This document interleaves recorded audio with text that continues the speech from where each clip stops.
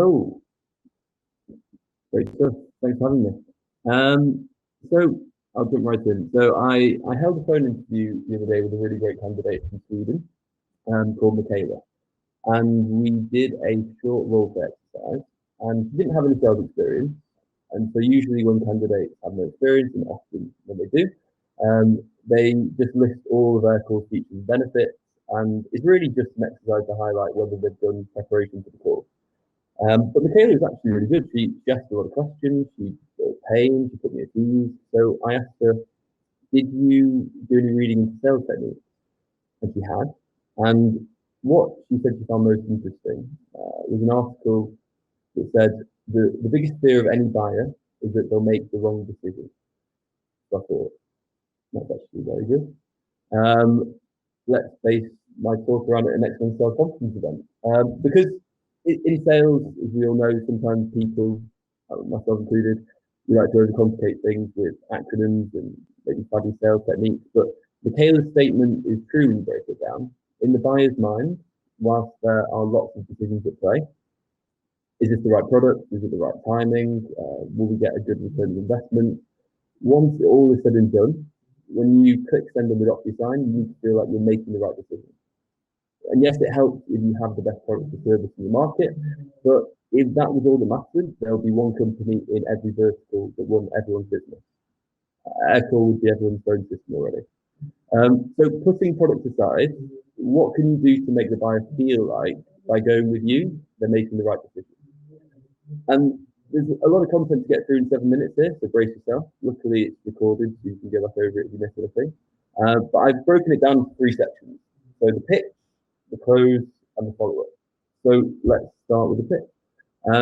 There are a few things here that will make the buyer feel at ease. So pitching the company in the past, present, and future, pitching the whole company, and pitching outcomes and social proof. So I know you'll probably all give an introduction to the company as part of your pitch already, but it's important that you make the buyer understand the company journey.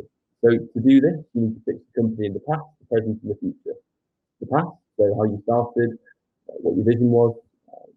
The present, what you built, how you've got to where you are now, how fast you've grown. And the future, it could be your next fundraising, essentially what they'll miss out on if they don't jump on board now. You don't need to go into specifics, but it's really a big picture pitch. It helps them understand the story of the company. There's the old adage that people buy the person and not the product, but people buy the company too, which brings me on to my second point related to the pitch, which is pitch the whole of the company. This is where you can go into specifics. So you can tell them about your support team that speaks 18 languages and never sleeps, or your CTO that used to work at GCHQ. Essentially, you're giving them tasty anecdotes. You can have an amazing product with amazing features, but often these are the anecdotes. These anecdotes are things that get spoken about between stakeholders after a demo or meeting. Yeah, and anecdotes are also an important part of the final point related to the pitch as well. So pitching outcomes with social proof. So when will the buyer know that they've made the right decision? Essentially, when they've seen the outcome of their decision. So you need to give them a real taste of what the outcome of their decision will be. And social proof is really important here because humans have a herd mentality. So if they feel like other reputable companies made the same decision, they'll feel like it's the right decision.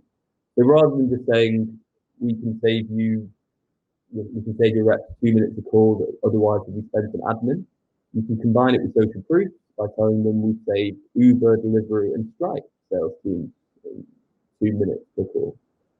And this is going to make them feel safe and warm in the knowledge that they're in a herd with other reputable companies. So to recap quickly on the pitch, so it's pitching in past, present, and future, pitching the whole company, and pitching outcomes along with social proof. Okay. So now on to the close. So there are 2 points here, trialing and stacking.